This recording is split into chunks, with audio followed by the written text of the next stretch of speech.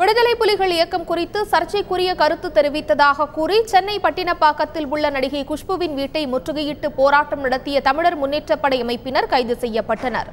இதுகுறித்து எமது செய்தியாளர் கோகுல் தரும் கூடுதல் தகவல்களை இப்போது பார்ப்போம். சமீபத்தில் காங்கிரஸ் கட்சியில் இணைந்த நடிகை குஷ்பு விடுதலை புலிகள் அமைப்பு பயங்கரவாதிகள் அமைப்பு என்று குறிப்பிட்டதாக கூறி அதை கண்டிக்கும் விதமாக நடிகை குஷ்பு வீடு அமைந்துள்ள பட்டினப்பாக்கம் வீடை தமிழர் முன்னேற்ற படையினர் என்ற அமைப்பைச் சேர்ந்த ஒரு 30க்கும் மேற்பட்டோர் முற்றுகையிட்டு போராட்டம் நடத்திக்கிட்டு இருக்காங்க. அந்த காட்சியில் தான் நீங்கள் நேரடியாக பார்க்குறீங்க.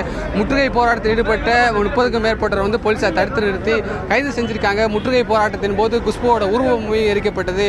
அதே போல சாலை மறியலையும் சிறிது நேரம் ஈடுபட்டதால் இந்த பகுதியில் ஒரு போக்குவரத்து பாதிக்கப்பட்டது. ஏற்கனவே நூற்றுக்கணக்கான போலீசார் இந்த பகுதியில் பாதுகாப்பு பணியில் ஈடுபட்டிருந்தாங்க. தற்பொழுது அந்த போராட்டத்தில் ஈடுபட்டவர்களை தடுத்து நிறுத்தி கைது செய்யக்கூடிய காட்சிகள் தான் நீங்கள் நேரடியாக பார்த்துக்கிட்டு இருக்கீங்க. அதே போல குஷ்பு வீடு முன்பு காங்கிரஸ் தொண்டர்கள் குஷ்பு வீடை முற்றுகையிட போவதாக போராட்ட அறிவிப்பு வெளியானவுடன் இன்று காலை முதலே காங்கிரஸ் தொண்டர்களும் குஷ்பு வீட்டுக்கு முன்பு குவிய தொடங்கினார்கள். கிட்டத்தட்ட 100க்கும் மேற்பட்ட காங்கிரஸ் தொண்டர்களும் அந்த பகுதியில் குவிந்திருந்ததால் இந்த பகுதியில் ஒரு பெரிய பரபரப்பு காணப்பட்டது. தந்தி செய்திகளுக்காக ஒளிப்பதிவாளர் மணிகண்டனுடன் கோகுலரமணன்.